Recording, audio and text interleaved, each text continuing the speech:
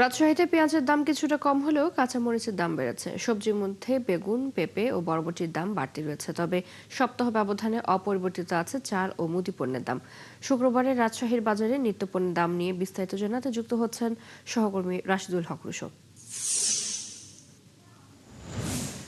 Russo, সাপ্তাহিক ছুটির দিনে বাজারে পণ্যের দাম কেমন দেখছেন? ক্রেতা বিক্রেতারা কি বলছেন?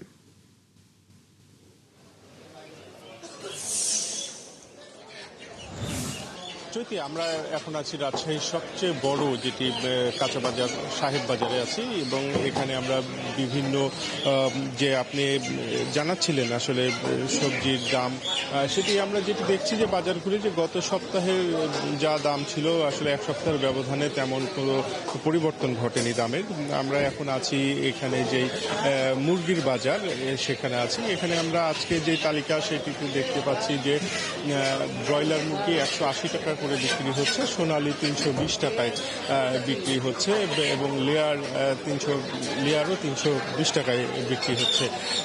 আমরা এই মুরগির পাশাপাশি এখানে যে মাংসের দোকান আছে সেখানে আমরা মাংস বিক্রেতার সাথে একটু কথা বলতে চাই।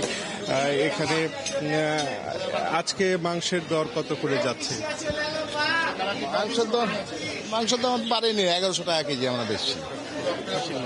জি জি, খাসির মাংস 1100 টাকা করে বিক্রি হচ্ছে এবং এটিও তারা যেটি বলছেন যে গত সপ্তাহে মানে সপ্তাহ ব্যবধানে তেমন দাম বাড়েনি। শুধুমাত্র আমরা যেটি দেখছি যে কাঁচা মরিচের দামটি কিন্তু অনেক বাড়তি, 80 টাকা কেজি বিক্রি হচ্ছে এবং দোকানিরা যেটি বলছেন যে যেহেতু গত কয়েকদিন বৃষ্টি ছিল, বৃষ্টির মধ্যে এই যে সমস্ত পচনশীল পণ্যগুলো আছে সেগুলোর দাম কিছুটা আসলে বাড়ছে এবং অন্যান্য যে সমস্ত তরিতরকারিগুলো আছে সেগুলো আকার এবং মান ভেদে 50 থেকে 60 টাকা কেজির মধ্যে কিন্তু মিলছে।